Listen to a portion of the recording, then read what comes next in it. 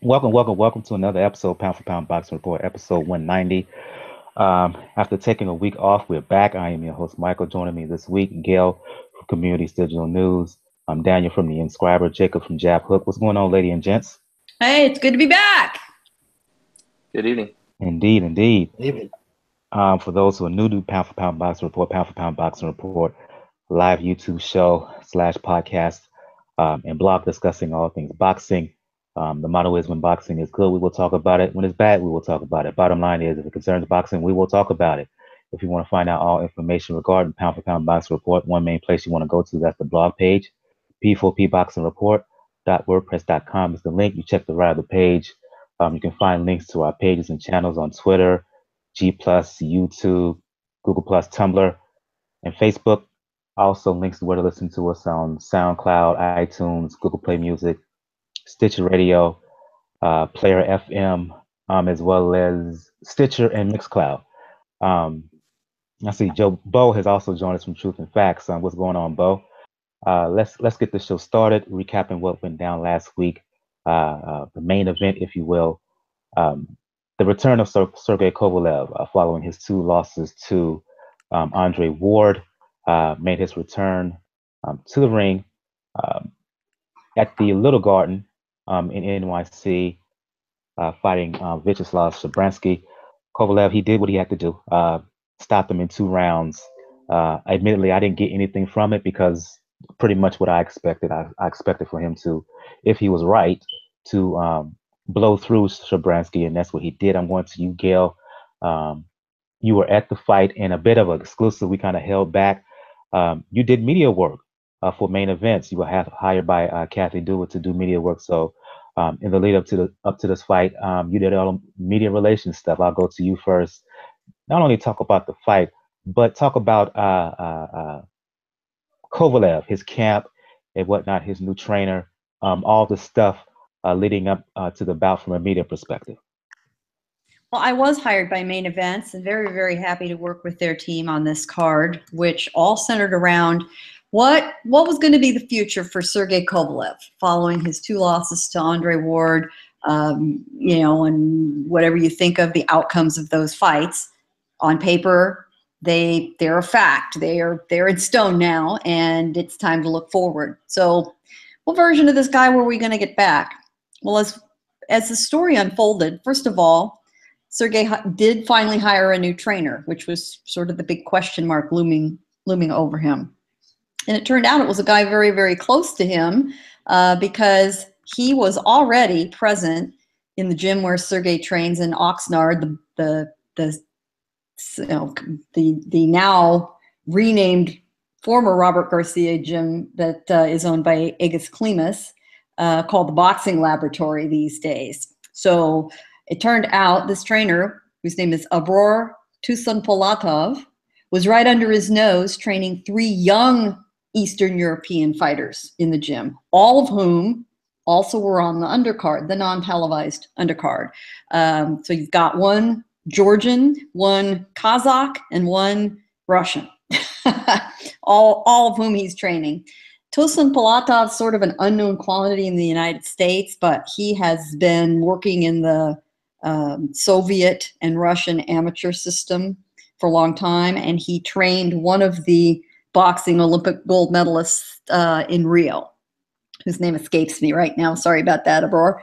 So Sergey decided he liked what he saw and hired Abror, who is a man who believes in discipline and is a fairly modern thinker about training methods, and Sergey put him in the driver's seat. Well, they only had 4 weeks to work together, so it's not a whole lot, but it looks like he's on the right path. We all sort of expected the performance. As you said, Michael, we expected, what we saw. I mean, there wasn't any huge surprise. The only surprise was how quickly it took place, because Shabrabskyy, for all his faults, is a very, very tough customer. He's got a tough chin. He's a come-forward guy. You knew he was going to produce action, which is exactly what Kovalev wanted to see.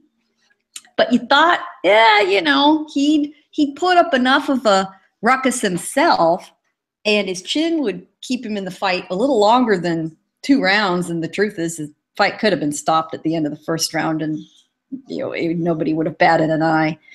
The bigger issue to me, beyond the performance, was observing what changes, if any, have taken place in this guy. Is he ready to get back in the mix of the light heavyweight division? What changes have occurred? And I'm seeing them. Now, I've had the opportunity to be up close, to watch him, to see him in a workout a couple of weeks prior to the fight, to talk to Abror as much as I can, because he mainly speaks Russian. His English is going to come on pretty quick, I think, but he's only been in the United States a few months, so, it's a bit rough. But Sergey, I think, has finally processed these 2 fights in the most healthy way, which was as a wake-up call. He had done so well for so long, and he'd let a lot of, good practices slip, like a lot of guys do. They have a lot of success. Suddenly they've got money, they've got a lot of friends, things are going well, the wins aren't all that tough. And he was spending a lot of time in between fights, back in Russia, back with a lot of hangers-on, back with a lot of party boys, a lot of habits that weren't on the plus side, and drinking and eating. He admitted to being a lover of all things fried, as in food. It's pretty funny. But then he loses 2 fights. And then, as it turns out, it comes out that in July, he was in an extremely serious car accident in which he totaled a big Mercedes sedan. Those things are built like a tank, man. So for you to total one is not a good thing. He was lucky enough to essentially walk away with barely a scratch. And, he got a big, good slap to the face, wake-up call. And I think he's answered the call. He seems to have cleaned up his act. Abror has put him on the straight and narrow. They hired a nutritionist for him. He has a very regimented schedule. And no more traveling back to Russia in between fights. No more 3 or 4 months off between fights. He's already got another date booked for March 3rd, opponent to be announced. And Abror made it very clear after the fight, and talking to a lot of us, that 20 days from Saturday, the 26th, they would be back in the gym at work. He was allowing Sergey a week off, during which apparently he's going to take a cruise out of Florida with his family, and they're back to work. And they want to put in the time they didn't have before this fight for what should be a more formidable opponent going forward. But say what you will about the level of the opponent, and God bless Shabrabskyy for stepping in there. That took some guts, and he tested himself. He didn't pass the test the way he wanted, but he gave it a shot. Now Kovalev's got one of those belts back. It was the very first belt he ever won as a professional, as a matter of fact, a world belt, the WBO belt. So he's got it back in his hands, which makes him a player. And the interesting thing, in conjunction with this fight, is that simultaneously Main Events announced that they've signed in a co-promoting agreement Dmitry Bivol, who was present, who met the press in a little private session prior to the card. And so kind of see the writing on the wall. And Kathy Duva has apparently told all these guys, and particularly has told Sullivan Barrera, who won in the undercard, that he's a mandatory. And they've all kind of got their choices of opponents. Bivol's going to be in the mix. Beterbiev might be in the mix, although I think Kovalev would like to fight him right away because they've got a beef with each other. But I think that might be held off. So the question is, when we stop playing light heavyweight musical chairs, who are gonna be the dance partners? And we've got a lot of good options, which we can talk about in our roundtable. But this was the performance Sergey needed, but it also seems to have been a significant lifestyle change that he desperately needed. I personally have seen a pretty remarkable attitude change. He's never been known for being all that friendly with the news media in the past, and he could display a temper at times. During the run-up to this card, he could not have been more pleasant, more positive, or more chatty, frankly. I mean, I had to peel him off people. He wanted to talk.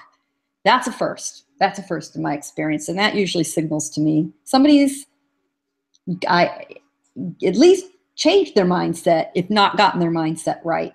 And we'll see. You know, the next fight will really prove whether it's going to stick or not. So they have the date booked already, held at the Garden for March 3rd. So we'll see what happens. I'll go to everybody else here on the panel. First of all, shout out to Gus from Corruption in Boxing, who's listening to the show live. He's in the public YouTube chat. Starting with you, Bo, and then you, Daniel, and Jacob. Given all that Gail detailed, not just the fight itself, but behind the scenes stuff and the apparent come to Jesus meeting that Kovalev had with himself, kind of unwrap everything that Gail just discussed. Yeah, I actually and Gail, I think commented on it when I did a video about it when I said that this was a good thing for him because he's taking responsibility instead of blaming everybody else. When he fessed up and he acknowledged that, you know, Ward taught him how to be a professional and that he was arriving late to training. He was just doing things that he wasn't supposed to do, as Gail hinted to. And I had said then that, you know, this is a good start for him because it's showing, okay, you're not blaming nobody else and you're owning up to what you did wrong, which we all know taking personal responsibility is the first step towards improvement. So I was, you know, that was something that was a good sign for me. Shabrabskyy was tailor-made for him because he had already been beat, and it was no surprise he beat him. I still want to know from a mental aspect, is Kovalev okay in a fight? You know, so if somebody gets on him and kind of hounds him and dogs him like Andre Ward did, will he break mentally? And that would be something that I would be interested in seeing. But I mean, look, this is good for him.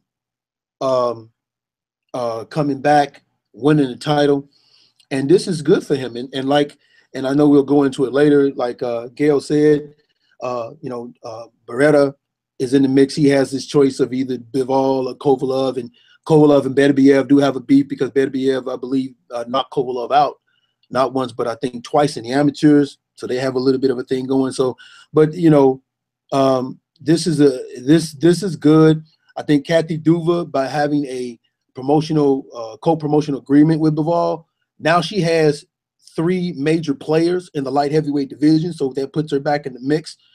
And and the guy who helped pretty much put Main Event on the map in that division is now holding the title again. So let's just hope that this sticks, this stays. We didn't get to see if his stamina issues were fixed because it only went 2 rounds. But I did like what I saw from a technical aspect. I definitely like what I saw. So, you know, let's see what happens next. Daniel and then Jacob. As far as the fight itself, because it looked pretty well, like Kovalev started to make little adjustments in his technical game. He started focusing more, jab to the chest, putting combinations together a little bit sooner, not relying too much on the right hand, which showed pretty well. Now, what Bo said is true. Shabrabskyy was pretty much tailor-made for Kovalev, not so much because he was beat, but because as much as Shabrabskyy likes to go inside, go to the body, he kind of ignores defense when he does. Like which made him a favorite, like I said, like in Southern California when the Mexican fights, but it's not gonna obviously it's not gonna win you a fight against people that are technically sound, like with Barrera and now Kovalev. But this was a good showing, and I'm glad that I'm hearing things from Gail, like he started to admit that he really let everything go. Like he's not trying to focus on. I did hear about the trainer saying like, "Oh, you have 20 days to rest and then back in gym," which works really, really well for him. March 9th in the Garden, you're definitely going to have a good crowd because I think that's the week before St. Patrick's Day. So there are people going to be there ready to pack it in for Kovalev. And ultimately, it was a good fight. He won the world title. And it plays an interesting aspect to it because if Barrera chooses to fight Bivol as the mandatory, then the next person that's high up in the WBO is Vosdick. And then I came this little nugget that Steve Kim confirmed. There has yet to be a major instance where Edges Klima's clients have fought each other. This would probably be the first time they would have to do it. So it's going to be an interesting going how Sullivan is going to play that domino effect. If Barrera chooses Kovalev for the money, obviously that's a good decision. That's good for money. If he doesn't, then that opens up a whole new avenue. A whole new avenue for other fights, because then you can go after Bietabev, because actually I would prefer to him to go to Bietabev, because then it'll prove a point. Since Bietabev is actually still, as far as I know, still with Heyman, it can make a point towards another champion that says it's not Heyman that's holding up this fight, it's you. Hint, hint, nod, nod. I'll go to you, Jacob. Your thoughts on the fight between Kovalev and Shabrabskyy, and as well as what Gail kind of discussed about the change of mindset and approach from one Sergey Kovalev. I mean, not too much to say on the fight. I mean, I wouldn't have picked Shabrabskyy, because I know Gail said before he has a decent chin. I don't know that he has a decent chin, maybe at lower level, but when you get to harder hitters like Kovalev, and even someone like Barrera, who's not really a knockout artist, and losing the way he did there, I felt like that was inevitable. It was going to be a knockout. And I'm not going to be as kind, I guess, to Kovalev. I was a fan of his and liked his fighting style, but of recent, his personal talk, and I know we're saying that he's hopefully turned over a new leaf and he's he's owning up to his issues or whatnot, but I don't know if that's necessarily the case for me. I felt like he in a way he is making excuses, saying like, oh well, I didn't train as hard, or I didn't do this, or I didn't do that. Like, I thought he won the first fight with Ward, but I mean, Ward got the decision, and then the second fight he talked a bunch of trash, saying he was going to end Ward's career, and it almost went the flip side. So in a way, I wanted Shabrabskyy to win, but I didn't think he was going to win, and I'm not sure that off one fight, and even this new trainer and all the things that he said about John David Jackson, that he doesn't even need a trainer, that he can do everything himself. Like, I'm not sure that he's really turned over a new leaf. If it was up to me, I mean, I'd want to get him some big fights and, see if he has what Bo was alluding to, the mental toughness, and if he is the real deal, or if he is just, someone that, had a good winning streak and was beating lower level competition. But when all is said and done, he's, wasn't as good as, maybe we thought that he was. So again, a lot of people probably think I'm being a little rough on him, but I don't know. I think he's got to answer for the way he was up to this point. And, I don't know. It's kind of a love-hate in the sense that I know there could be exciting fights in the division he can make. Of course, I still want to see that Stevenson fight. I'd love to see a better BF fight. I'd love to see him fight any of the top guys. But I'm not a fan of him anymore in the sense of the personal sense. I will say, Jacob, though, he is owning a lot of this stuff, and one of the things I think when you've heard him say, "I don't need a trainer," was the, pre-come to Jesus version of Kovalev, who realized, that he felt like he could direct his own career, without any help, but came to have a very different opinion when he decided, no, I need, and the way he puts it is, I need to be the passenger, not the driver. I need somebody else to drive. And he realized that in addition to bad habits outside of camp, between fights, he wasn't training himself properly during fights. And he doesn't express it very well in English, but what came out was he was overtraining.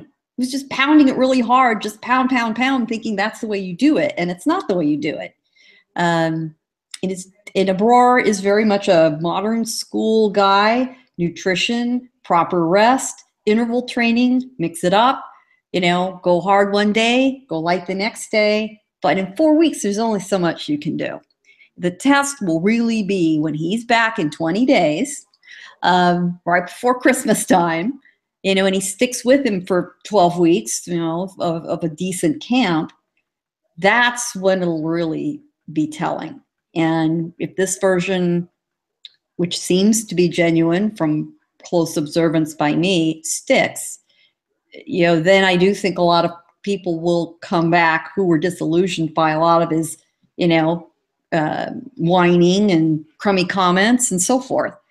I agree, though. One of the things he did mention several times was, Chickenson. Chickenson got called out a few times. Now, to my knowledge, I don't think Adonis has taken the bait on social media. If he has, I've missed it. But, if that's ever going to happen, that needs to happen. And the truth is, a lot of people believe that the WBC should take that damn belt away from Stevenson and give it to Gvozdyk. Now, wouldn't that make things interesting? We'd be denied a fight we really wanted to see for a long time. But, Gvozdyk's got different promotional management than the rest of the Egis Klimas Boxing Lab crew. So, in theory, even though they are all Klimas managed, they are not all main events promoted by any means. And main events doesn't have the only war main events has is with Rock Nation. They can pretty much do business with anybody else. Well, it'll be interesting to see what happens. You mentioned Bivol, Kovalev, Berdabeev, Gvozdyk. Gus mentioned in the chat, he's right on this, is that you don't see Russian fighters fight each other on foreign soil. Because of that, he has doubts if we will see those unification bouts. Your thoughts on that, to anyone here? Oh, I think Bivol wants to make big American money. I absolutely, I think that we do. I think Gus is completely right to this point. Who would have thought in this current era that you'd have this hotbed of Eastern European talent on the central coast of California just having at it? The champions just keep on coming out of that place. You've got Lomachenko and that crowd. You've got Gvozdyk, Usyk, let us not forget, Kovalev, all these up-and-coming young guys, all of whom won. 2 of the 3 had knockout wins. And I think Bivol wants to be part of that whole scene. It's an interesting critical mass that's going on.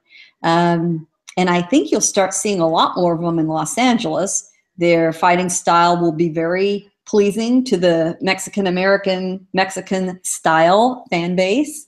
And it's all good for them to have brought that all over to where they've got lots and lots of opportunities to fight in venues in Los Angeles and Las Vegas. Because let's face it, although you've got somewhat of a fan base in New York, the real audience for boxing, for anyone who's good and entertaining, is in the southwestern United States at this point.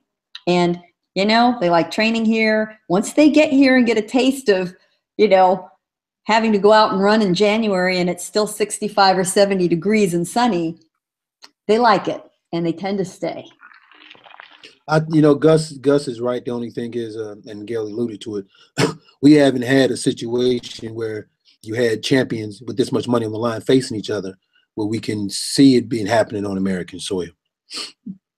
And that's all I was going to add to it. But yeah, he's definitely right. But with this much money on the line and this ability to make a big impact, I could see it, you know, happening, and for the first time going against the grain.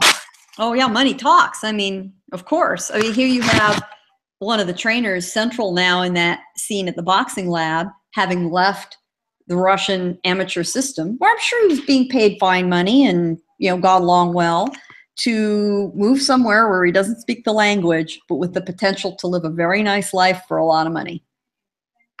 Kovalev Shabrabskyy was the main event, as I said, of this card at MSG. I'm gonna skip the middle bout with Sullivan Barrera for a second, and I'm going straight to the first bout of that triple header that was televised on HBO. Yuriorkis Gamboa versus Jason Sosa. Gamboa winning by majority decision, 96, 92, 95, 93, 94, 94 on the third card. I'm going to Bo first because there was a universal consensus on social media about that fight and who won. And I'm going to Bo on purpose because will he admit the obvious, Cubano brother? And that is Gamboa. He didn't look that good. It's a mini. He didn't deserve that decision. Bo.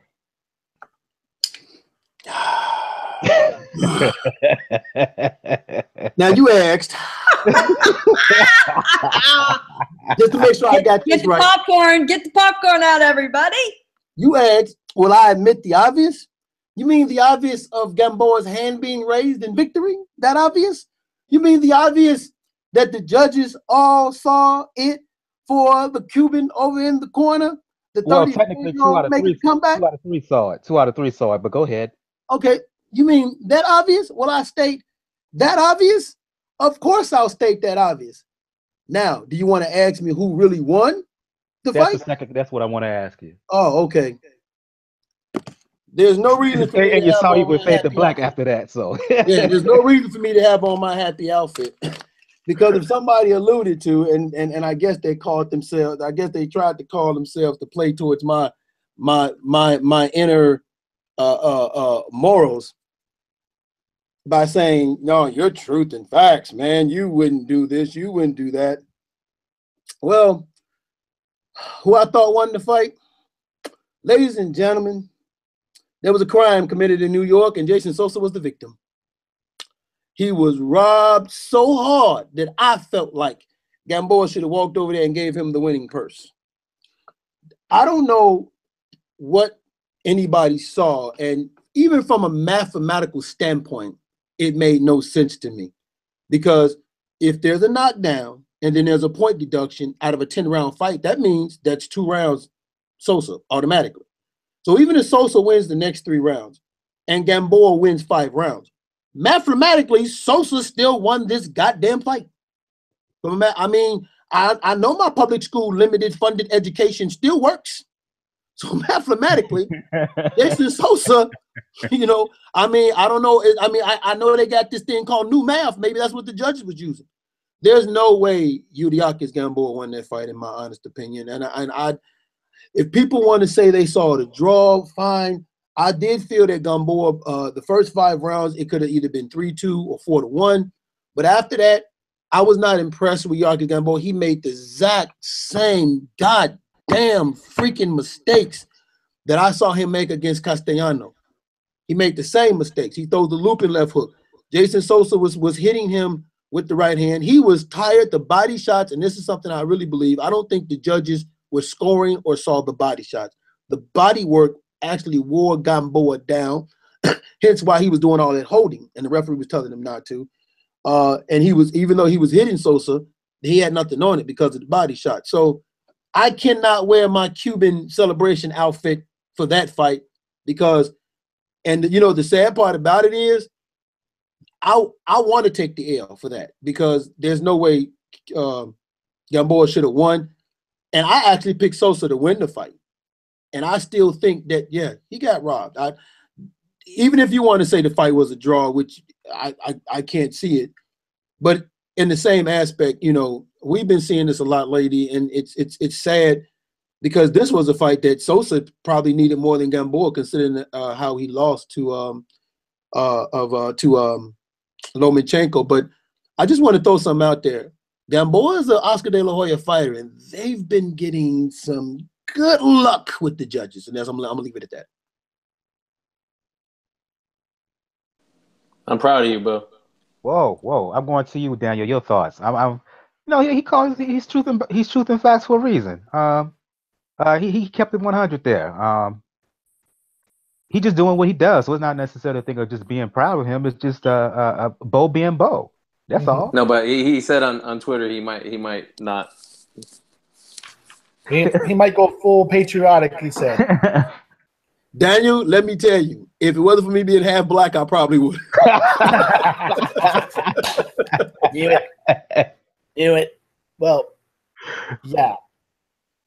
Judging by the judges' scorecards, if it wasn't for the knockdown and the point deduction for holding, apparently Gamboa was going to run away with this fight.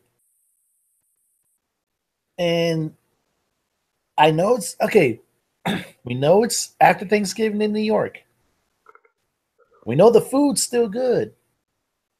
And we know sometimes New Yorkers like to mix Christmas liquor with Thanksgiving liquor at this time. Even that doesn't justify what happened there. Jason Sosa kept a steady pace throughout the fight, kept landing the cleaner shots, kept hitting Gamboa with body shots, which made Gamboa look a little bit more woozy than normal because we have to remember Gamboa never really had the best balance throughout his career. And somehow it was going to be a wash for Gamboa. That is so... Oh, wow. Like, I feel really bad for Jason Sosa because remember, this is the second time this has happened to him. The Nicholas Walters fight was the first time. And now this, after coming off, like it's true, after coming off a devastating loss to at the hands of Lomachenko, where you knew he was just going to be outclassed. So we have to see how this shapes up for Sosa because obviously it's 2 losses. It's against 2 people who were, Lomachenko still is, and in Gamboa's case was at some point highly regarded. And for Gamboa, it'll keep it going. It'll keep the thing going. But like I said, because he's now with Golden Boy, if I'm Oscar, I would try to find a way to keep him just in house shows for the moment. If he's going to continue fighting, let him build this relationship with his new trainer. Let him try to fix some of the things that he can't fix. And see where this goes. But as far as that night, that left a bad taste in a lot of people's mouths in the theater. You mentioned the new trainer. HBO made a point to continue to bring that up, and the fact that Gamboa took this fight on short notice, and to the point where their camp essentially said they just wanted to get through the bout, hopefully get the win, and work on new things moving forward. The problem is for me, even if that is the case, there were some things that you saw in Gamboa that were still troubling. I'll go to you, Jacob. Did you get that sense in watching this fight with Sosa? And then you can follow up, Gil. I think Crawford might have ruined Gamboa. I just he seems like he's just not the same Gamboa that he was. He seems very cautious at times, and I don't know, maybe Golden Boy needs to be planning his retirement party, not his next fight. But again, I don't know what his financial situation is, or all that. So like we see most times, these boxers stay around too long because they need money, or they're accustomed to a certain lifestyle, and so it's unfortunate. I thought I do think that Gamboa was talented at one point. He had some promotional managerial issues and whatnot, and of course he's taken some losses. But I don't know. We'll see what happens. But I hopefully he doesn't go on a little bit too long or overstay his welcome. Problem is, and Gus pointed this out here in the chat, controversial as this win was for Gamboa, this may lead to him getting a title fight, particularly against the newly WBA champ, Machado. Gail, your thoughts? Oh, yeah, very well might. As someone mentioned in Daniel, I believe it was, this did not go down well in the theater. It did not go down well with the fans. It did not go down well with the media, who were stunned by the outcome. I mean, when the first card that was read was the draw. And we thought, you got to be shitting us.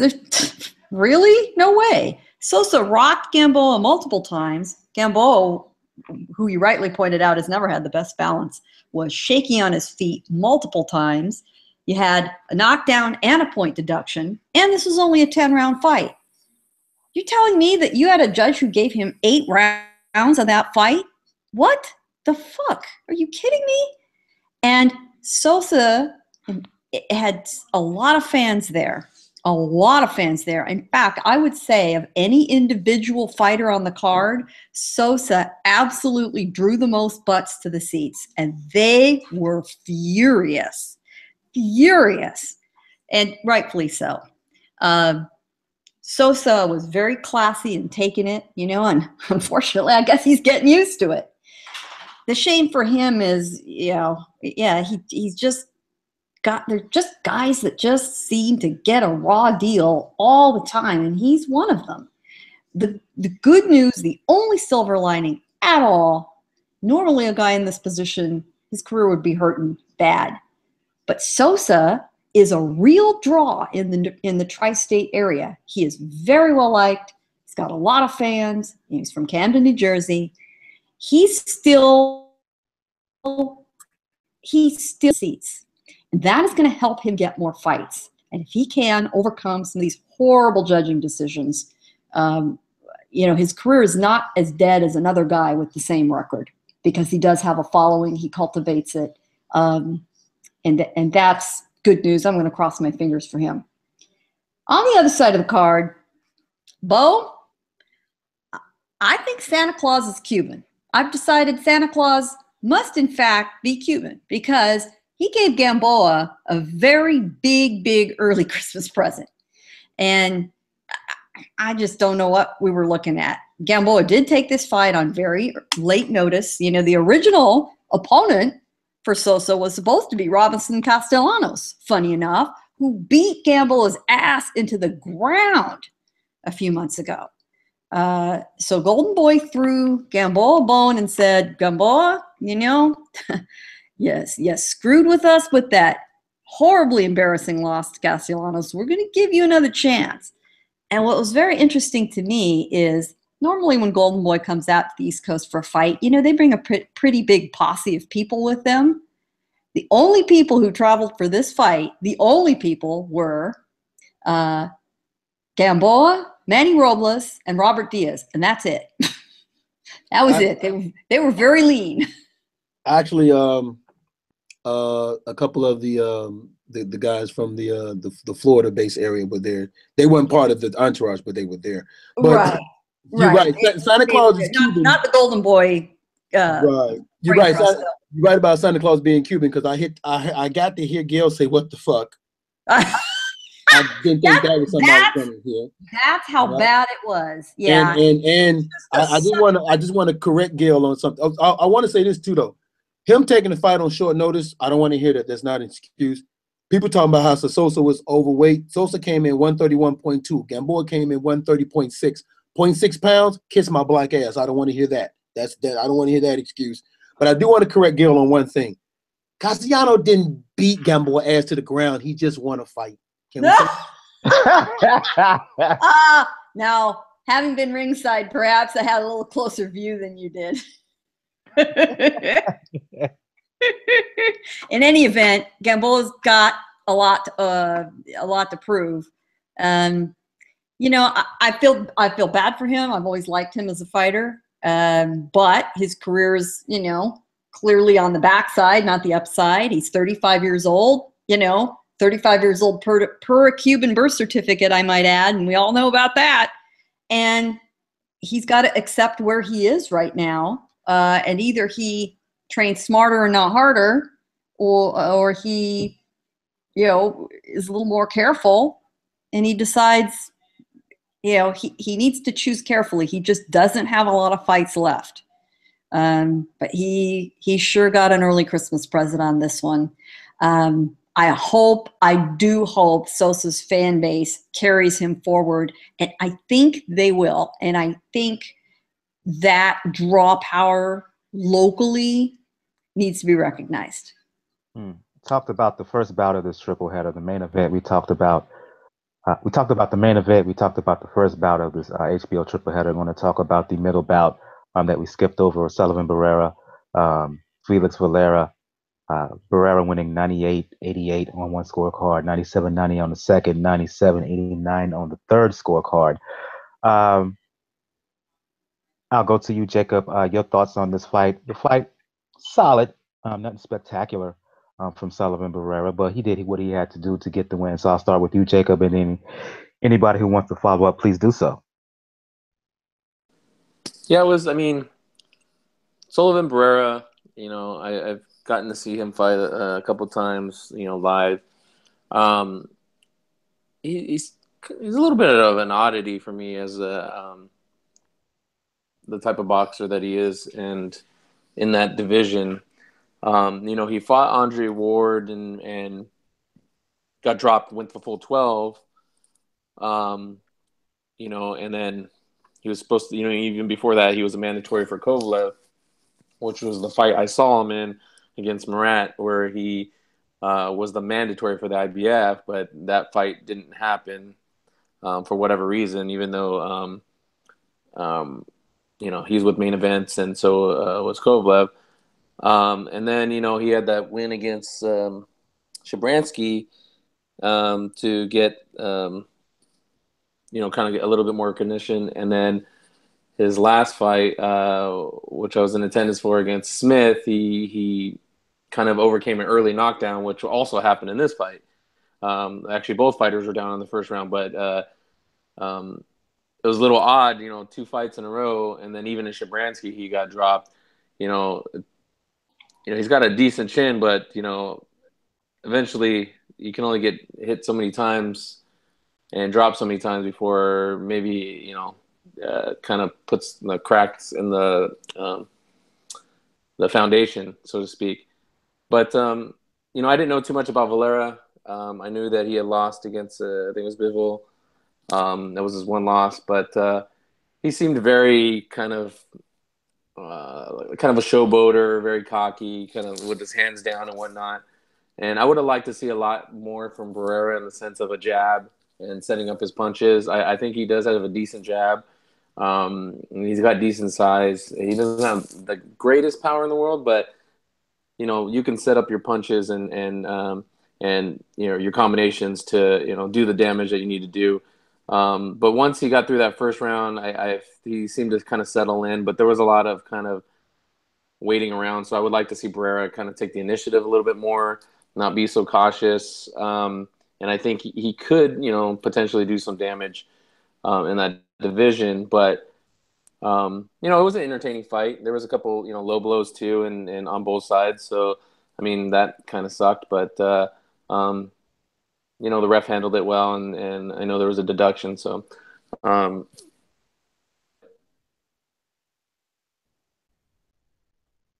well, a deduction. There were 4 points taken for low blows. 4. 3 on Valera, 1 on Barrera. It was a messy, messy fight. Clearly, Valera came in thinking, I will need to win by any means necessary. And he decided he was going to make it ugly. I didn't find it particularly enjoyable to watch. And we kept waiting to see when it was going to be over, frankly, to get to the main course of that Thanksgiving boxing spread. But Barrera, you know, more or less played along, which was a little disappointing. But I think he was afraid of, you know, perhaps some wild card punch out of nowhere from Valera. He does have power, at least the potential for it. So he was slightly cautious. I will say, not having known a whole lot about Valera, he was a very enjoyable guy to deal with. He was extremely grateful to be there. He became very well liked by everybody there. And if you were listening to HBO and heard the story about him meeting Roy Jones, I'm here to tell you that was entirely true. I was walking by the room where the fighter meetings take place on Friday afternoon with the HBO broadcasters. And they get about 15 minutes per fighter to get to know them and ask them questions or get reacquainted if it's a guy they know or whatever.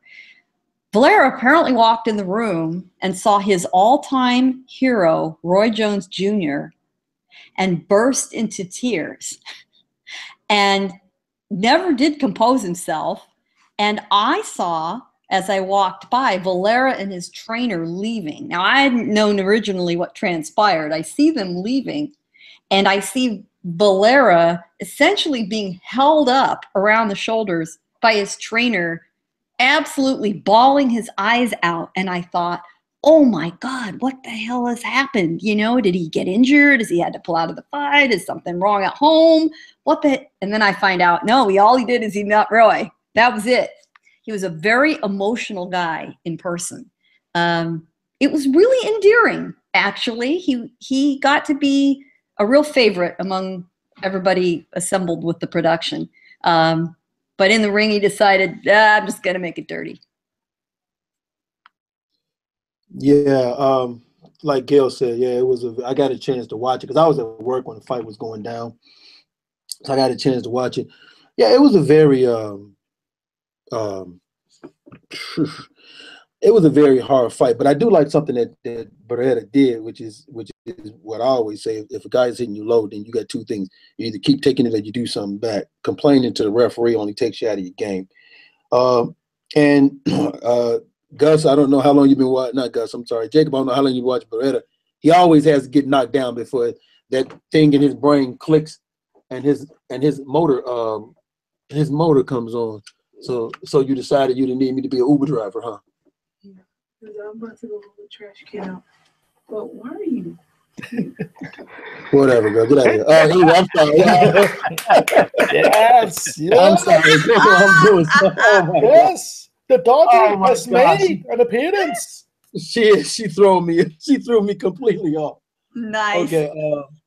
But yeah, I don't know. He gets knocked down for that to click. But you know, here's the thing, and this is going back to something that Daniel was saying. There was a situation where he was going to fight Beterbiev for that IBF mandatory position, and you know, all kind of things went down, and the fight didn't happen. And Beterbiev set from May until recently before he finally fought someone. And guess what? It took him to leave Yvonne Michelle, and he happened to find his passport and could finally fight on American soil because the fight took place in Fresno. Then he had the Kovalev fight where, and my only thing was I understood his position with the Kovalev fight because when he was going to fight Andre Ward, Kathy Dubin, Abel Sanchez, and them said no. 300K wasn't enough for you to put up your IBF mandatory status in a big fight. You need more, to which Ward and him offered him 500K. So then they wanted him to fight Kovalev, and he said, okay, I'll fight him for 300, but I just want some assurances in my next fight for more money, which I can understand it because this is the standard that you guys set for this guy, and this is what he's thinking. And remember, he beat two top 10 rated light heavyweights in Shabrabskyy, who Kovalev fought, and Joe Smith Jr. when Kovalev took 2 losses. So he's thinking, I got some value here. And then, of course, like I said, you did this when it was Andre Ward. Now, this is the standard you set. And, the fight didn't happen and he passed. But now he's sitting in a good position because he either gets Bivol, and if he gets Bivol, he's going to have to be realistic about the money, or he gets Kovalev and he can get the money he wants, and of course the title shot. So, he's in a good position.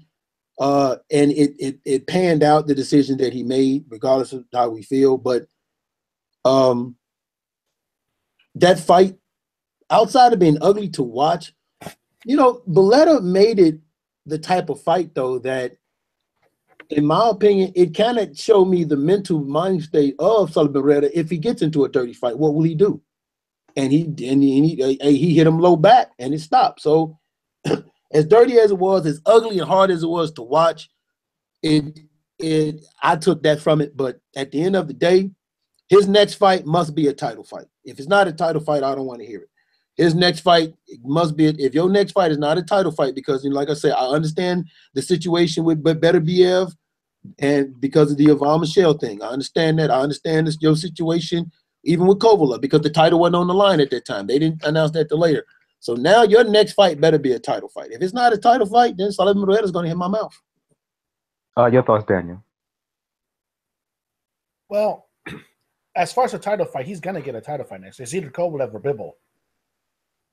Because remember, that fight earned him to be the mandatory spot for Bivol, who, interestingly enough, like I said, still has not refrained from saying he's not ready from top-level competition. That came from the man's mouth himself. I still don't like. I don't like that. I don't like when fighters talk like that ever. I understand. Even if you don't, even if you really believe it, put it this way: if you believe it, that's something you don't say publicly. Yeah, it's true. But they're trying to turn it around. But that statement's always going to be there. That statement will always be there now until he feels he's ready. Now he's going to have chances now because Bivol now has a stateside agreement with Main Events, like you mentioned. So he's going to be here. And when it came to that fight, it became ugly really fast, and it's in typical Summer fashion. He has to get knocked down to finally wake up. And it wasn't like from a slip. It was a nice, vicious little left hook that Valera landed on Barrera. Caught him by surprise, too. He got up. He got the knockdown back, although they said the Valera's knockdown was actually much better. Now, as the fight went on, yeah, it kind of a little bit ugly. You saw Valera showboat a little bit. I think it was in the second or third round started the showboat. Didn't need to. The fight started becoming academic. I am surprised, though, that they let the fight continue because, yeah, that's a lot of points to be taken now for low blows. Normally, after 3, you kind of, normally after 2, you kind of disqualify the guy. They didn't do it this time. To each his own in that area. But it was an ugly fight. It was a fight that kind of showed the mental toughness of Barrera. It did show that Valera still needs a little bit of seasoning before getting back into the world title picture. And ultimately, it lines up Sullivan Barrera to either challenge Kovalev or challenge Bivol. Because those are the 2 fights that Kathy Dill was going to present to him. Money says if it's just money, you side with Kovalev. If it's an easier opportunity to get a belt, you go with Bivol. We just had to see what Sullivan thinks. Maybe the ref's an Andrew Galata fan.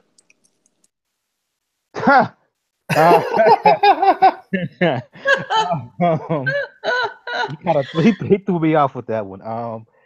Let's go into some news here. Press conference today, basically announcing the first defense for IBF Welterweight champion Errol Spence Jr. Um, he's going to fight Lamont Peterson January 20th at Barclays in Brooklyn.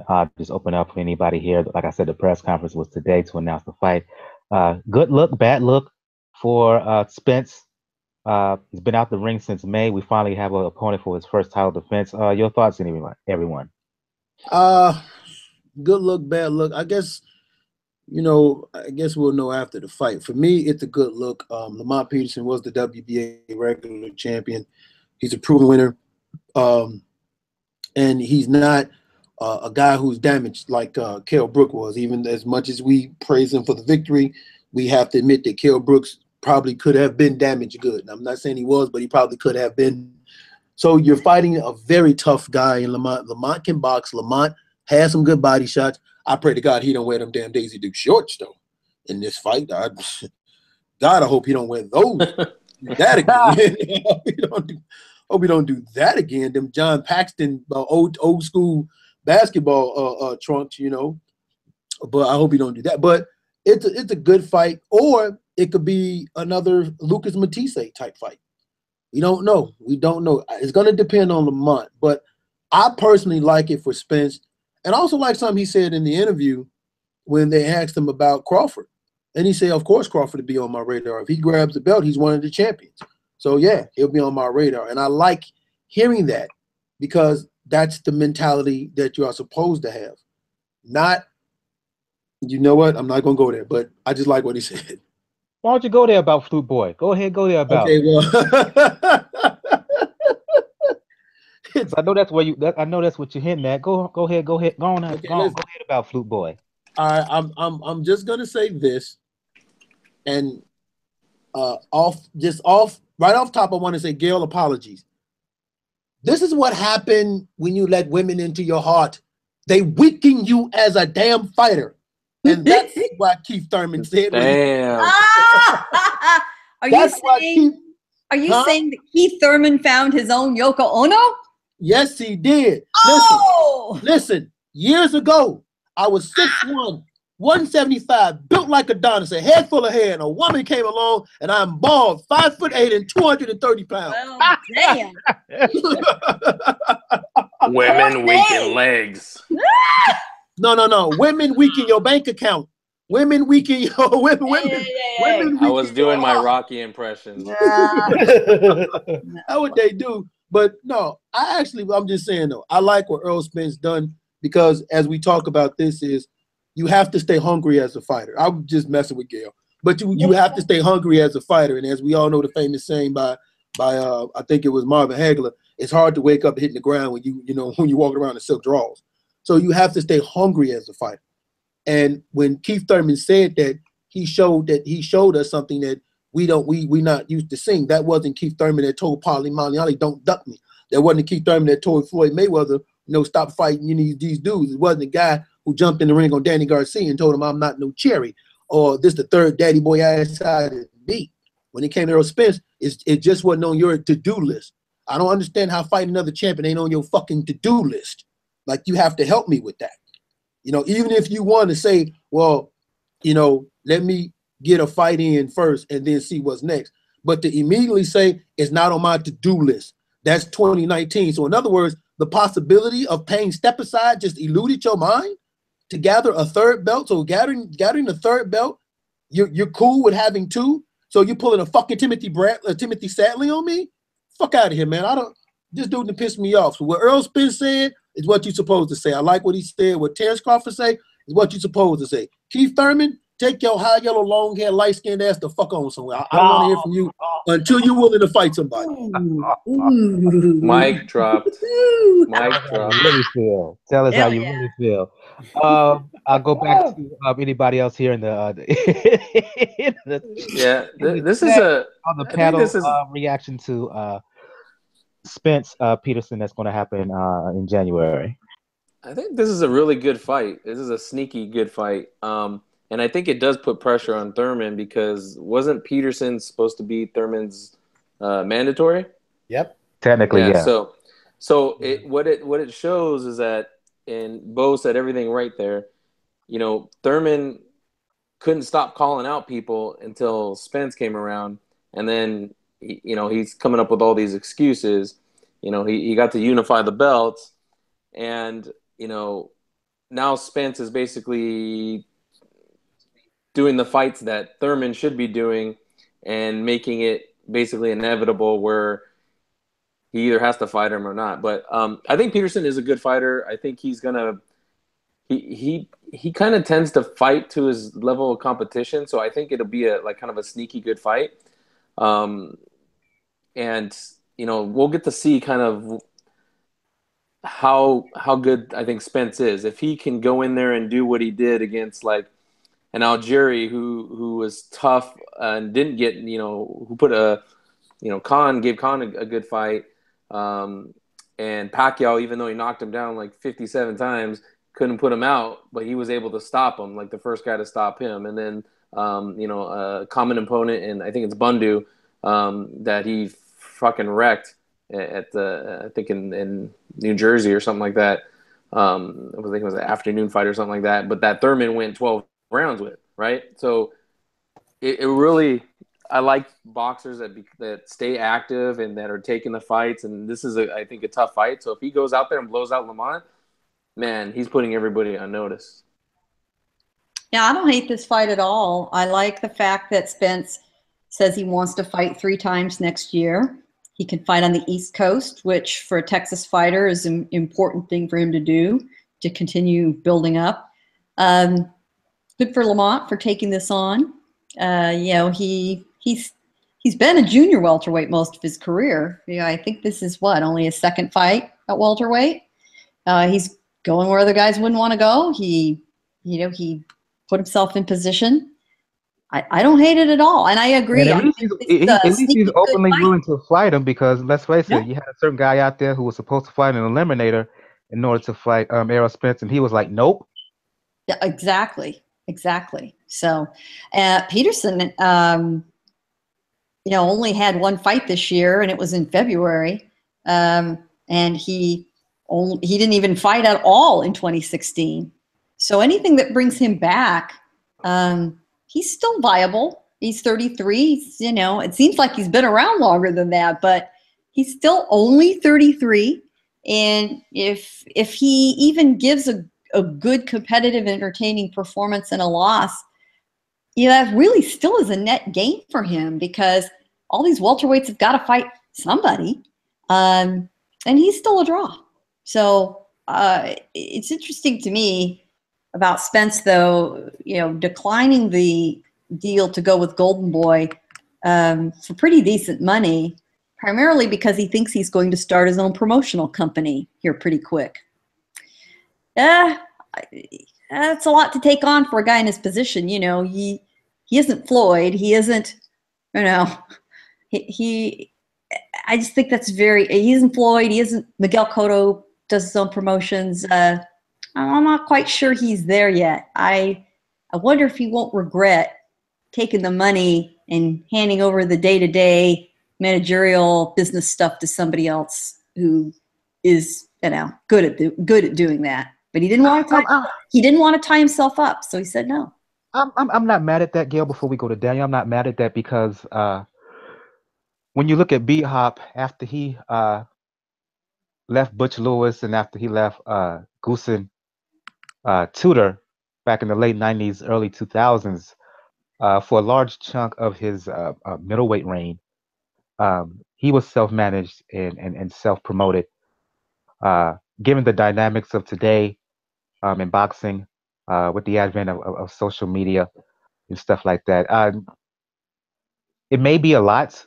The burden may be a lot to bear for him, but I think that's something that he could possibly pull off in this age, in this era, in 2017. So while it's a lot of responsibility, and I like the fact that he's looking to become his own man, his own boss, if you will, moving forward. And again, I could see why he thinks that and why that's his long-term goal. That makes this fight a little bit even more intriguing, though, because we all know that boxing takes a lot of mental focus. And if your mind is on other things other than your opponent, that gives your opponent a slight, opportunity to maybe, pull what we would call an upset here. You're right. And Spence will have to hire good people to work for him in that capacity that he trusts to make that work for him, because there are going to be times where he simply cannot deal with that side of the, those details that, make the trains run on time. And let me say, Roy That's Jones, a big job for anybody. And let me say, Roy Jones did the same thing as well throughout the bulk of his career. To your point, Gail, the key is who does he have?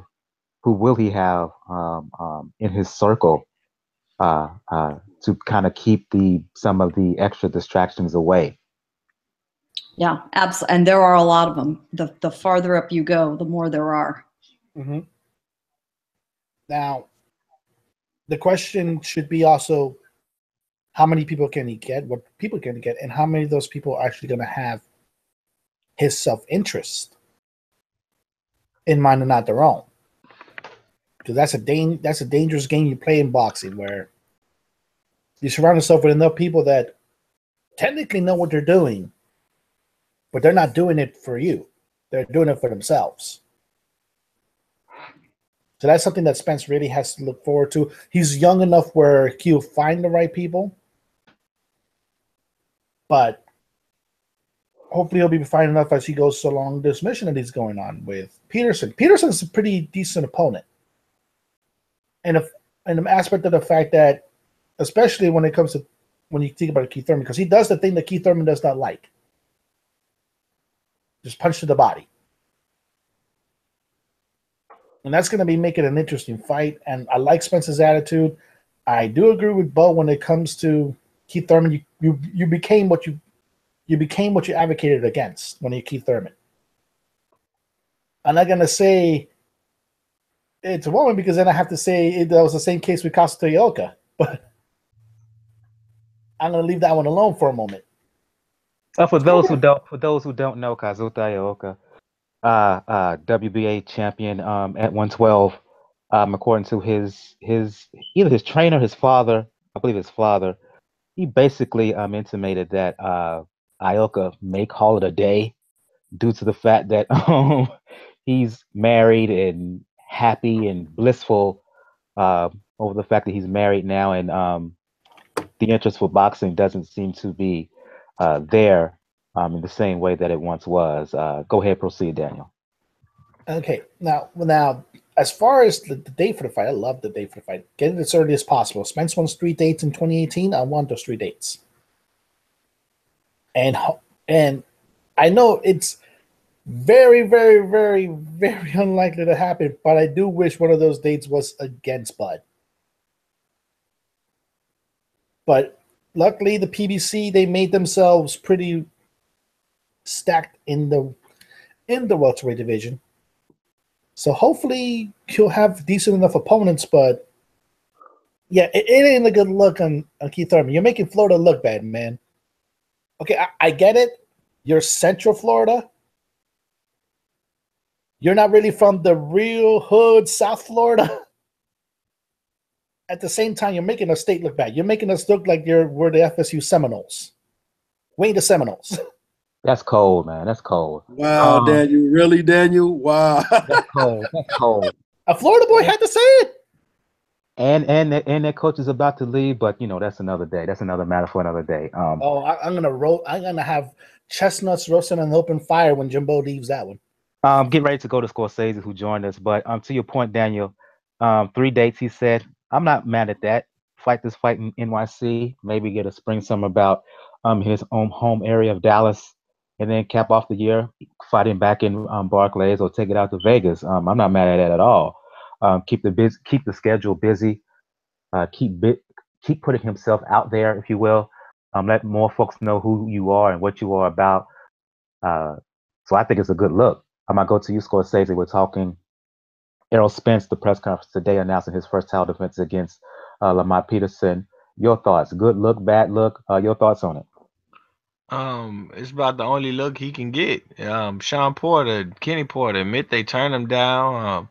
You know, unless he signed with Golden Boy, he don't get Cotto. But at the same time, what does Golden Boy have to offer after Cotto except running up in weight and leaving this hot division that, you know, just got a former undisputed champion? They got a unified champ right now, or unified titleist, and then they got Jeff Horn, who just beat a legend, and then might have to fight Cry. I don't want to see nobody go nowhere.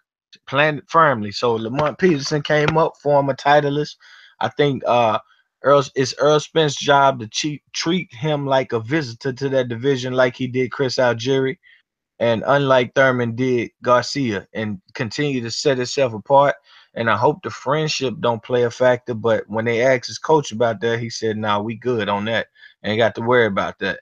And my prediction is he gonna be giving Lamont Peterson one of those good friendship hugs. I'm sorry I had to do that to you after the fight. If he's the same old Errol Spence that we know him always to be, so I like it for him. And as far as the 3 dates, I hope they can get him his dates. I hope they can get everybody on that side that separates themselves. I don't want to see no more Adrian Broner.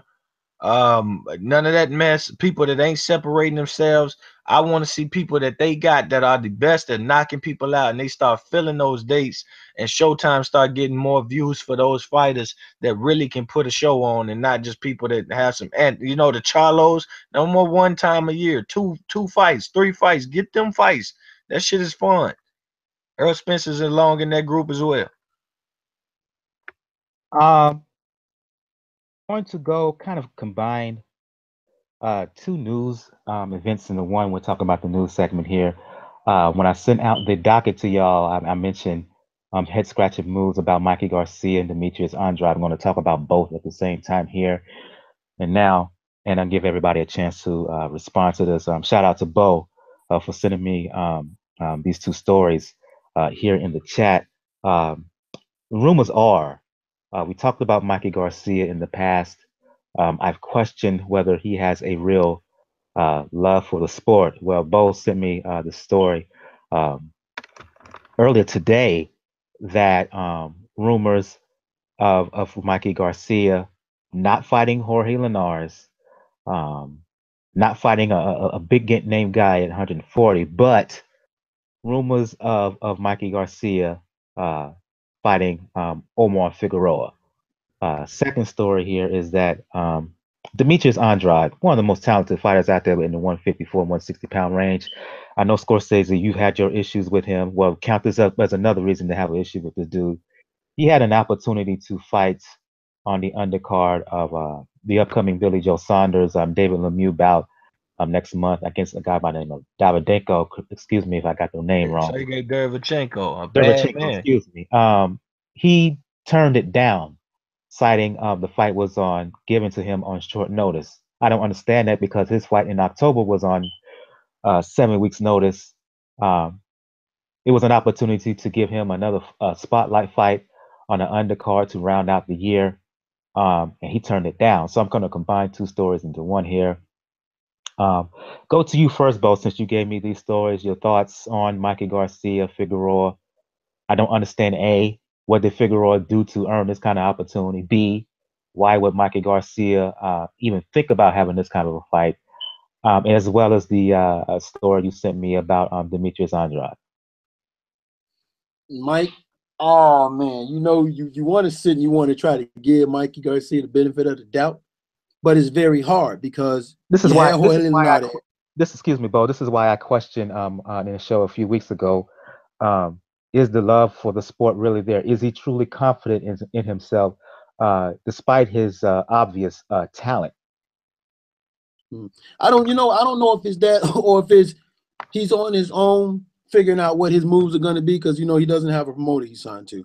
So it's on his own figuring out what his moves is going to be. Now, I thought, and I said this earlier today, is that maybe he's probably dangling Omar Figueroa out there because maybe it's something in these negotiations with Robert Easter Jr. he wants, because Omar Figueroa just fought at 47.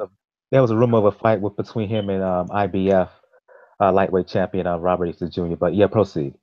Yeah, now because Omar Figueroa he fought at 147, and he didn't look. He was having a hard time making 140. So what? He gonna come down to 140 now? And he just fought at 147. I find that hard to believe. Figueroa people say that they don't know anything about it, but that could always be a ploy. So I mean, if he winds up fighting Omar Figueroa, Mikey gonna hit my mouth because this is bullshit. I would have rather you had went on and fight Jorge Linares. If this was your move you was gonna pull, then this is some bullshit. I don't want to see this. This is garbage. I don't want to see you fight Omar Figueroa. Okay, you're holding the title. You claim that you want to fight top guys or the best guys. Omar Figueroa ain't one of them. Either for me, Jorge Linares or Robert Easton Jr. You fight Omar Figueroa, fuck that. I don't want to see that. Omar Figueroa is not the best. This is what you said. I'm going to keep you to this. You're on your own. You want to fight top guys. You want to fight the best guys. Okay? I don't even see how Omar Figueroa weighs in as far as being a money move. I don't even see how you can say, well, it's a money play. How? Who the fuck Omar Figueroa? Omar Figueroa, what the fuck has he done for you to try to tell me he's a money thing? Not a damn thing. I don't want to see Not a damn thing. Right. So no, he knocked out the ghost. Come on, give him his credit. Stop it. Who ain't beat the ghost? Who ain't beat the ghost? It was a joke. Right. That ghost didn't get beat. For something supposed to be invisible, he didn't got his ass whooped a lot. So don't tell me about the GOAT. But I'm just saying, though, if it wasn't going to be Jorge Linares, I was okay with it being Robert Easton Jr. because it was another champion. So if it's not going to be another champion, then stop telling me how you want to fight the best because Omar Figueroa just fought at 147. That fight just makes no sense to me. I'll go to you, Scorsese. Your thoughts on these proposed bouts? Well, Andrade, as well as Andrade.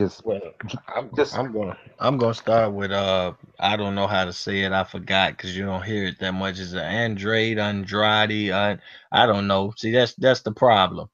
You're a boxer. People don't even know which one it is for your ass shit. Because you won't know the problem.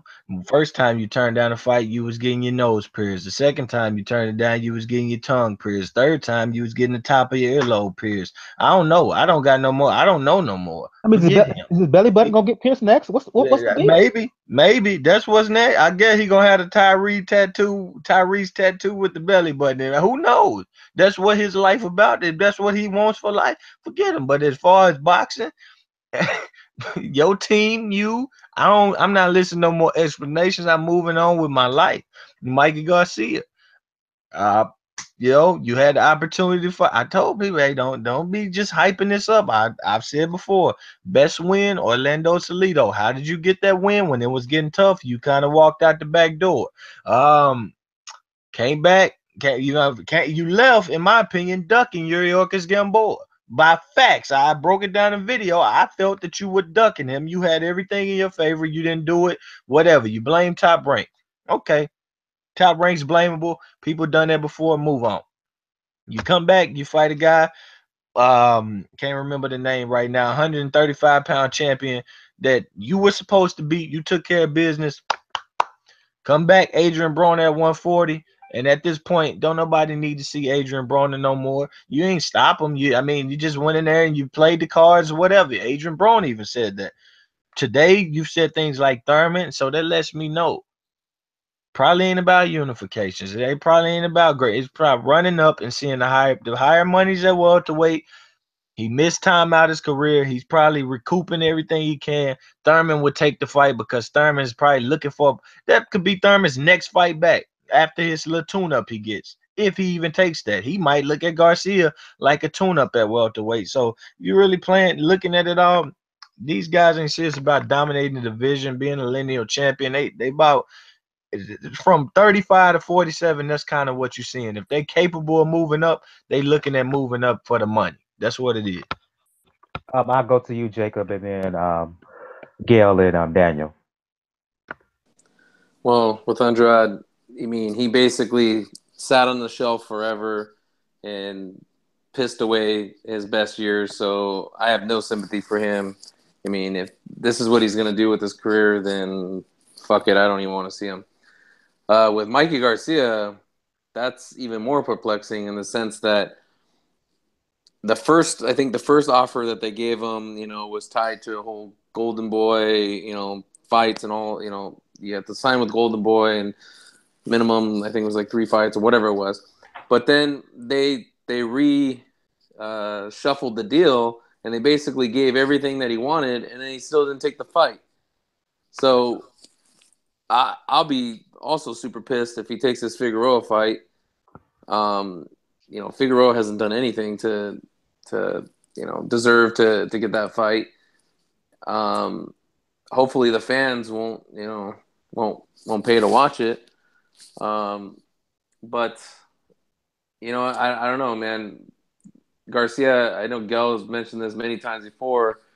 His heart is, you know, on something else as a career. It's not boxing. So, you know, a lot of these guys talk a lot of shit, and the proof is in the pudding. You know, you take the fights when you have a high in your career, and you know, take the tough fights and unify and get the wins. But if you're not willing to do that, then, you know, I kind of don't even want you to be around. The Tone Loca boxing. The Tone Loca boxing. Really? Is that the possible move that's coming up? I actually forgot all about Boo Boo, and you know, here's the funny thing about Boo Boo Andrade, which is it's actually laughable, right? Because just think about this for a second. This is a dude that we always see hanging out in the crowd after people fights, particularly the Charlos. This is a guy that raises his hand doing the post-fight interviews, asking questions. And his excuse for not taking this fight, mind you, was he didn't have enough time to train. Now, they approached you right after your fight against Alontis Fox, which was not a hard fight, by the way. Let's get that out there. And this whole process, if you didn't think it was enough time, you could have told them then. You waited to the last minute to be like, oh, I don't have enough time to train. I'm sorry, I thought you was a world-class athlete. I thought you was a fighter. I thought that was part of the process, was to always be in the gym and be training. I mean, it's not about getting ready, it's staying ready. Yeah, I mean, but that's my point. So this just tells me you got that big fat HBO check, and you enjoyed your Thanksgiving. That's all you telling me, motherfucker. That's it. That's all you telling. So yeah, you know, he can't. I don't want to hear him telling nobody, because he did the thing about talking about Jacobs, talking about something. Oh, now it's a problem fighting me now that I went to 160. Well, obviously you got that same problem, because look at what you didn't do. Gail, Daniel, yeah, talk about this. No, I don't really need to talk much more about it. It's been said. Andrade, and you're right, Scorsese, who the hell knows how to say his name? That really does say it all.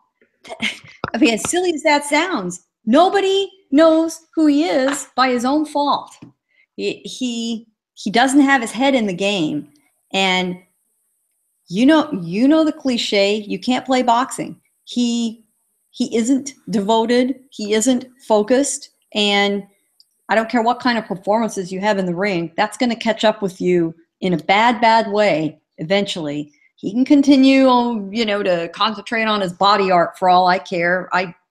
Yet again, another guy with plenty of natural skills and talent who doesn't have his head in the game and is squandering it. Instead of going to fucking Charlo fights and calling them out, you should be in the fucking gym.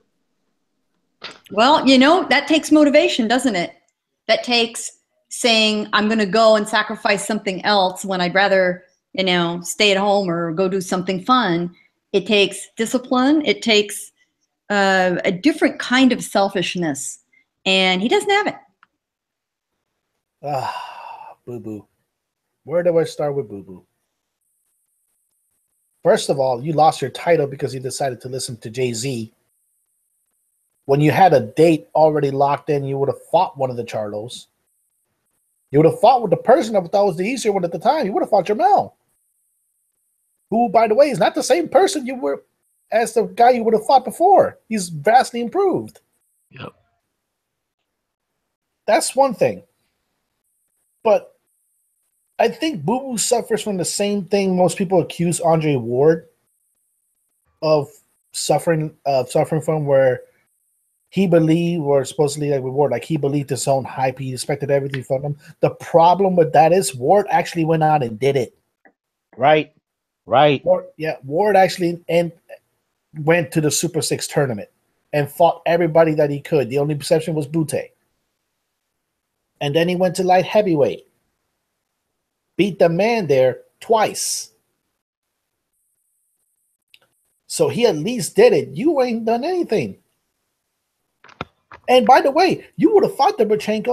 You would have taken his IBF mandatory spot. So you would have made Triple G have a choice. If they're not getting the Canelo rematch, then oh, by the way, you're a player now for the Triple G sweepstakes.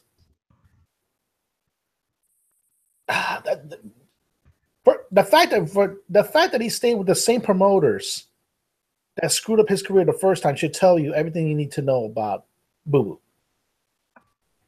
That's Boo Boo.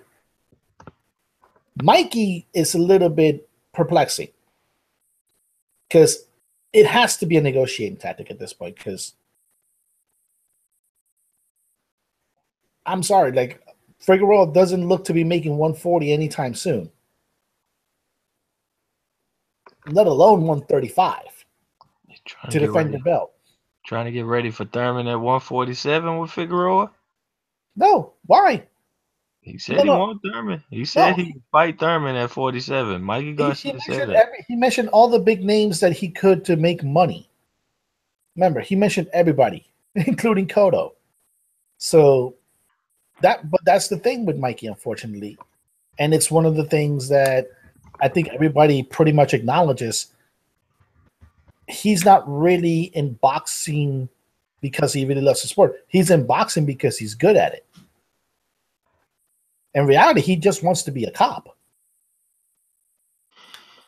And lean a little bit closer. See roses really smell like boo boo boo. That's Andrade right now. Yeah. From Outcast. Yeah.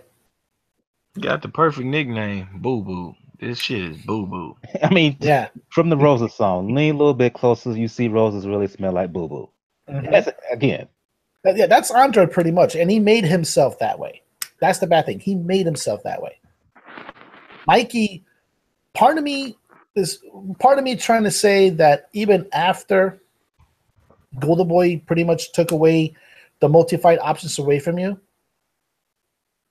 I had a feeling that's more Dick Schaefer saying, no, we're not making this deal. Again, like I said, these moves, even the rumors, the fact that they are rumors from Garcia, it makes no sense. Yeah, and Andrade, I just all he had $3 million to turn the fight down. all he had to do, Andrade, take the fight, win, and then get the mandatory shot and say, I want the winner of Canelo Triple G. If I can't get that, I want the winner of Sanders and Lemieux. That's all you have to do. And you take that fight because Derevchenko better than Koke, a whole lot better than Koke. But still, Andrade can beat him. Skills wise, he cannot box him. And I don't know.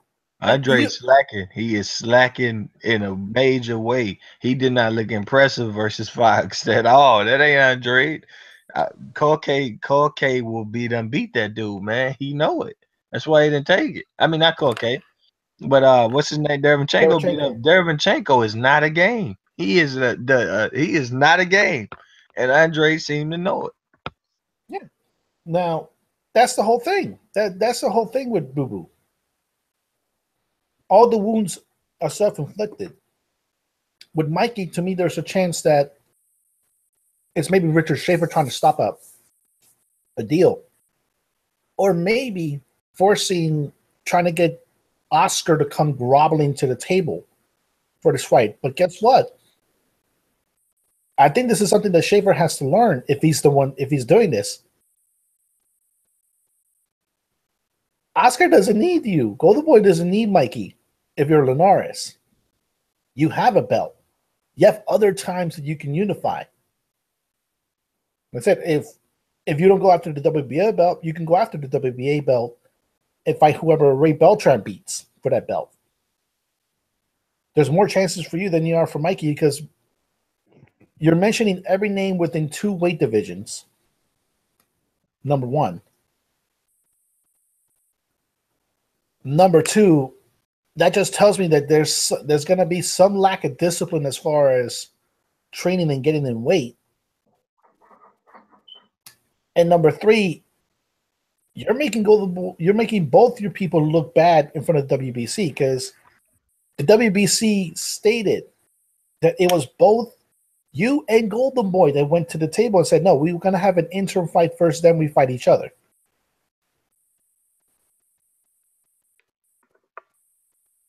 That doesn't look like a good for an agreement, especially when you're trying to defend a title. Indeed. So yeah, this Booba leaves a bad taste in people's mouth. Mikey, like I said, Mikey's could be a little bit more other people playing into it, but it's not a good look either way. Let's move forward to start to shut the show down, previewing the bouts that's happening this coming weekend. I'll go with you, Gail, and then you, Daniel. Miguel Cotto, what he says will be his last bout against Sadam Ali, NYC on HBO. I'm going to you, Gail, on this, and Daniel, purposely because, Gail, you were in NYC last week doing media for Kovalev and Shabrabskyy. That's how we began the show. While you were in New York, did you hear any kind of buzz? Was there any kind of buzz for this quote unquote finale for Cotto? And I'll give the same question is to you, Daniel. So do you have anything about that? Please talk about that within the midst of previewing this bout. Well, I'm going to ask Daniel to chime in with me. You know, I was there during a Thanksgiving week where there's a lot of distractions. I mean, you have to argue that Kovalev-Shabrabskyy card would have gotten even more attention than it did if it hadn't been Thanksgiving week. But it was tough to rearrange that schedule there, and you know, they took the dates they could get. This is a little bit better date. I'm hoping that once we got past that Thanksgiving weekend and the parade and your relatives in town and Black Friday and Cyber Monday and all that there's a little more talk. I certainly did see a lot of promotion, a lot of advertising that tends to say that there's a lot of seriousness behind the fight. HBO is doing a very good job with promotional features, retrospectives. If you want to see Miguel cry a few times, go watch the retrospective. Actually, it's all kidding aside, it was a very good job. But I've been gone a few days. So Daniel, do you see it picking up in the area? Today there was the Miami Heat were playing the New York Knicks at Madison Square Garden. Miguel Cotto's in attendance. They showed a montage of him up obviously in the big screen in the Garden. The reception wasn't too warm. Interesting. That's really interesting. Now, this is a thing about it, and I asked actually Joe and Francis about this on Sunday when we did our show on it, because obviously Chicago also does have a pretty big Puerto Rican population. I asked them, like, how are the Puerto Ricans in Chicago view Cotto? And Francis said, oh, they love him. They always make parties for him. It's must-see TV when Cotto's on. It's a little, unfortunately, different here. And it all goes down to the Margarito fight. There is a section of the Puerto Rican community here in New York that doesn't want to forgive Miguel Cotto for taking the knee against Margarito. Despite what we all think really happened? I've seen arguments where where one guy said, what happened to Margarito had a load of gloves? You had to then said I forgot. I think this was either in the Bronx or Harlem. Old Puerto Rican dude said, I don't care. You don't do that to him. You don't do that with a Mexican. He should have just standed there and take that beating. Well, that guy's a moron. That's did they want him to die in the ring? No, that's nationalism. That's one of the things about it. That's one of the bad things about when it comes to boxing rivalries. Some people take it too far, and when it comes to certain, And I've seen a lot of Mexicans do this at the same time too when it comes to Puerto Rican fights. Those two groups take this rivalry sometimes extremely too seriously. And that Cotto Margarito fight hits a nerve to a lot of people. Because after that, Cotto really didn't get as much love in New York from what I've seen after that fight than before. Because before Miguel Cotto's must-see TV in New York. Like, because he was smart enough to make the fights right before the Puerto Rican Day Parade. Something that he really did until recently. After the Margarito fight, like I said, some people let the bad taste in their mouth. Some people understood, like, hey, Margarito may have loaded gloves, even though there's enough journalists out there that attended that hearing that are willing to, they're willing to say that a lot of that narrative can be thrown out the window with the testimony that was in that hearing. But that's another issue for another day. The whole thing about it is a lot of people felt bad when Cotto, and it also stems to the fact that it took them a while to warm up to Cotto because he wasn't Tito as far as personality. Miguel Cotto is obviously very, very reserved. He's a lot more serious. He's a lot more deliberate. And it took a while for Latinos in general, or even especially Puerto Ricans, to warm up to Cotto. And that derailed a lot of what happened. That derailed a lot of the goodwill that he built. Because think about what happened in this next few fights. He didn't make that much of an effort to fight in Madison Square Garden. He fought in Orlando, and he fought in Vegas. Now he's fighting, and now he's gonna make the good fight in the Garden. It's gonna be a mixed legacy. It's gonna be a few years before finally people start addressing it. Because unfortunately, the bad part about it is, I can ask this to all of you because I asked this on Sunday. When you look at Miguel Cotto's career, can you guys see it as one long storybook, or can you see it just turning it into pre-Margarito and post-Margarito? That's a good question. Unmute your mic, folks. Give everybody an opportunity to answer Daniel's question. I say a storybook. For me, there's no question that, I mean, Miguel Cotto's face in that Margarito fight was so busted up, it looked like he was in a fucking car accident, went out the front windshield. And I've never seen his face look that bad since. And to me, we don't know what kind of damage that fight did to him, like physically, that, you know, makes you kind of ask that question on pre or post Margarito. For me, he fought the who's who in the names of boxing. Did he win all his fights? No, but he went in there and fought. You know, the people that say, oh, he took a knee or whatever, those guys are fucking morons. And they're not in the ring, and they're not putting their blood and guts on the line. Cotto's been dropped a bunch of times, and he's always gotten up, and he's had some challenges in his career. And to me, you know, he hasn't been the personality as far as, you know, someone you'd want to have a beer with or anything like that. But, you know, for the sport of boxing, I think he did enough to cement, in my eyes, you know, that he was a good boxer. He has good skills. And, you know, he had different trainers, though, too. You know, like he went and kind of tried to change his career after the Trout loss. So, to me, he has a full book career. I'll go to you, Scorsese. Bo, your thoughts on this quote-unquote final fight of Miguel Cotto's career? Sadam Ali, man, shit got a lot of damn heart. Him and Jesse Vargas went at it. You know, that's the pinnacle of his career as a loss. But shit, it was a damn fun fight. I think he messed his leg up in that fight too, didn't he? And Jesse Vargas jumped on it and took his ass out. So, you know, it could be some good karma for him in some way because Cotto took somebody out with a hurt leg. I don't know. Something like that could come around. Look, it ain't an easy fight. It ain't. Cotto is declining. Sadam's not a small dude. I think he's more of a rangy, like welterweight. He can box a little bit.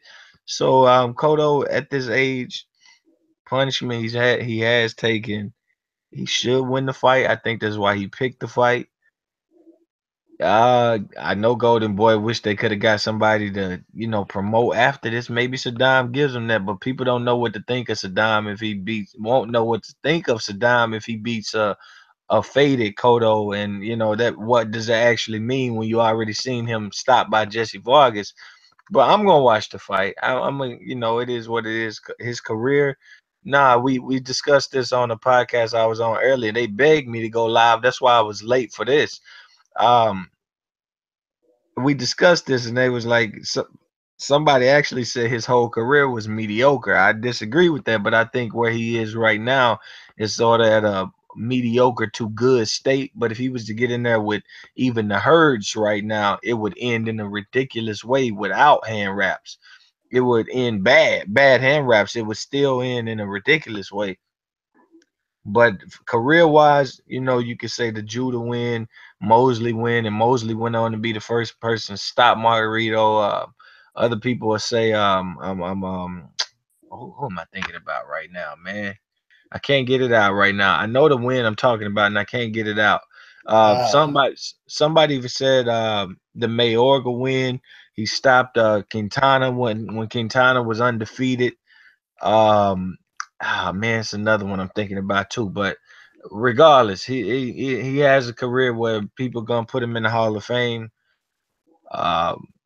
Farewell to him. It's like it is what it is. Fair play. He's an older man. He won't be the first. He won't be the last to go out on the fight. He think he You're can thinking of win. Martinez, I think. Martinez. Whatever. Sergio Sergio Martinez. Martinez. No. Not worry about the Martinez win. That was. You go there. The leg kind of just let that one out the window, Yeah. but I it'll be all right. I named a few of them. I even beat Randall Bailey. We was mentioning down there at 140. He didn't get a Vivian Harris fight. It's whatever. He did his thing, man. You know, the Polly Malignaggi fight, he wept Polly whole head up. The Mosley fight as well. Yeah, I mentioned that one. I mean, Cotto done his thing, man. He done his thing. If we could get some people, now we did discuss. They said where does he rank with the people today, and we was like, I told some people, I think guys like Thurman and the number of fights that they got right now, Spence, they on the path to be able to do more than Cotto. But that's neither here or there. He done his part. He's on his way out. Salute. Maybe he get the win. Maybe he don't. We gotta check it out and see. To Gail and Daniel's earlier point about the popularity of Cotto. His shout out to Erica Fernandez from Black Sports Online, who is currently at the Knicks game. She reported on Twitter that they kind of showed us some video of Cotto in a preview of his fight with Sadam Ali at Madison Square Garden. Yeah, not that great. So that kind of speaks to what Gail and especially Daniel was talking about earlier. I'll go to you, Bo. Your thoughts on this final bouts of Miguel Cotto's career? I tend to try to be nice to fighters when they're on their way out. I tend to try. I'm gonna say this: I'm not crazy about Sadam Ali fight, but if people didn't have a problem with Floyd fighting Andre Berto, they shouldn't have a problem with this. But I think this is an easy fight for him. I don't see Sadam Ali offer no resistance because he could barely beat Jesse Vargas, and I still think even at this faded stage of his life, Cotto is way better than Jesse Vargas. So I don't think this is going to be a hard fight for him, and I didn't expect him to fight a tough fight to be his last fight. So I don't have a problem with it. I mean, you want to go out the way you want to go out. Most fighters want to go out with the win. As far as his career, like I said, people are going to have their opinion about it. At the end of the day, though, he got in the ring, he fought, and I guess that's all you can ask of the man. And that's all I'm going to say, because like I said, I'm going to try to be nice to him on his way out, but hey, I beat him. I wish him the best after boxing. I hope he don't have to come back. I hope he's done enough and he's took care of himself to where he doesn't have to come back. That's fair. That's fair. On the undercard of Cotto and Sadam Ali, Ray Vargas, WBC champion at 122 pounds. He's going to be fighting a guy by the name of Negrete, a Colombian fighter by the name of Negrete. I don't know much about him, honestly, so I'm going to lean on you guys to provide some information. I apologize. I didn't do my due diligence, didn't do my research on Negrete heading into this bout. So for anyone who knows anything about Ray Vargas's opponents, please provide some information. Well, I know that Jacob has also seen Vargas and Negrete, I believe, in separate bouts. They're both very familiar names in Southern California. Vargas being Mexican. Negrete is originally from Colombia, but he's now based and has been based in Southern California quite a long time. Very solid skills, nothing flashy. He's willing to take any fight. He's a come forward guy. He is more a fighter who wins by attrition than any sort of spectacular one-punch efforts. He'll be a good, solid opponent for Vargas, but Vargas in his last fight fought Ronnie Rios, who is also a local Southern California product. A little tougher bout than I thought it would be, but yeah, absolutely. Rios was favored, actually, in what was truly a 50-50 fight, but Rios had the nod. Rios was the hometown guy, Mexican-American versus Mexican at StubHub, a very well-regarded and somewhat, now we kind of realize, protected prospect of Golden Boy. And Vargas took it to Rios. He took it to him. To Rios's credit, he fought hard, but he lost, and he took some heavy shots from Vargas.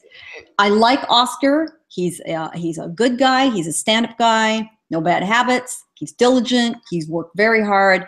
I just don't think he's got the skill set or the explosiveness that Vargas has at his command to take him out. But I do think he'll give him a good, hard fight. And frankly, I think it will be a much better, more competitive fight than the main event. The reason I say it was tougher than expected at Ray Vargas-Rios bout, because I never thought that Rios was the favorite going in. I thought Vargas was the clear favorite, and he won. He won by a comfortable margin, but there were some moments in there where Rios landed some shots, and I thought got his attention, Vargas' attention, but it was the clear winner. I thought Vargas would honestly stop him, but with the distance, and Vargas got the decision win. I'll go to you, Jacob. Any more information on his opponent, Negrete? Not much. I expect Vargas to win this fight. In that Ronnie Rios fight, I thought he won. Rios, I think it was like the 9th round, did have a moment where he kind of hurt Vargas, but Vargas had a lot of good movement and was able to kind of stay away from Rios, and Rios, just didn't put on the, even in the later rounds, didn't put the gas pedal down and charge on through.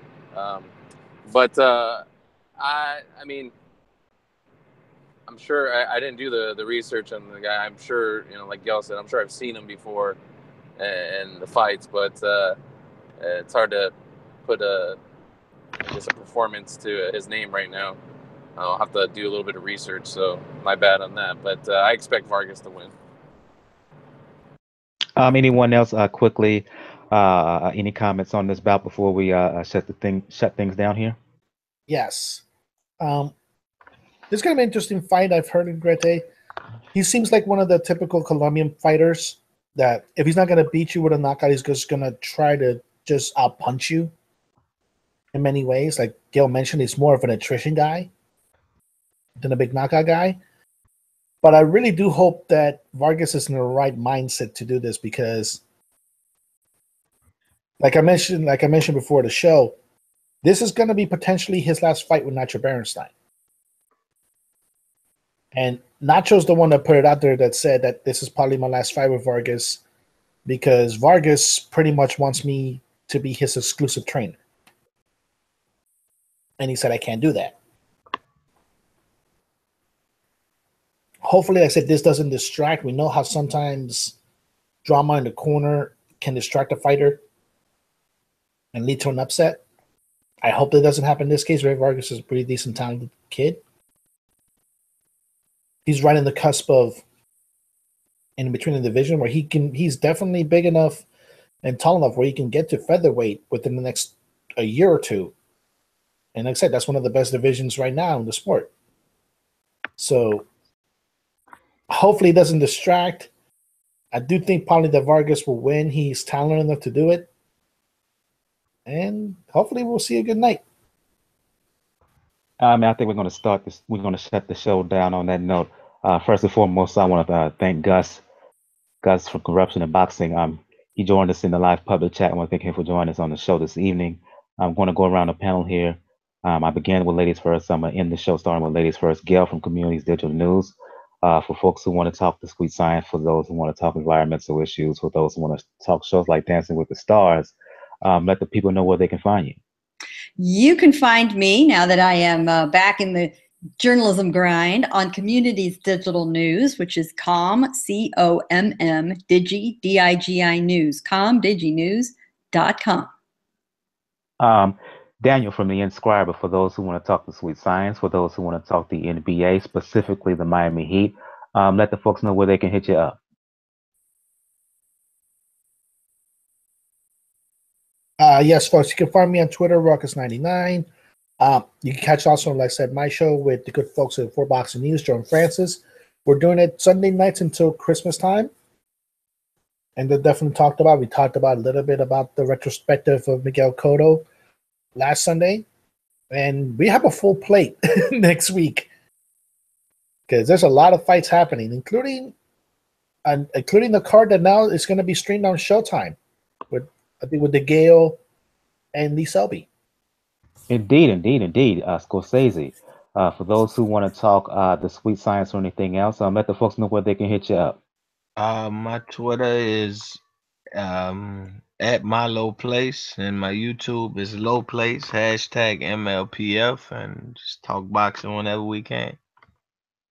Jacob from Jab Hook Boxing, for those who want to talk the sweet science, for those who want to talk movies. Let the folks know where they can find you. Yeah, thanks for having me on the show, Mike. And I want to say thanks to Bo for not letting me down. I know you come through, brother. You're one of my favorite, newer commentators on boxing. So, I can now still champion you. But I can be found at Twitter, JRATM23. And if I could, I'd like to do a little shout out. There's a friend of a show that movie podcast that I guest on sometimes. He's doing a Kickstarter campaign. It's called Films on Wax. Check it out. Indeed. Last but certainly not least, both from Truth and Facts About Boxing. For those who want to talk the sweet science, for those who want to follow the adventures of you and your daughter, who made like a little semi-appearance on the show this evening. For those who want to talk the app world, you do have a couple of apps out there, or music, since you do produce a little music on the side. Let the folks know where they can hit you up. You can find me at Truth and Facts About Boxing on YouTube.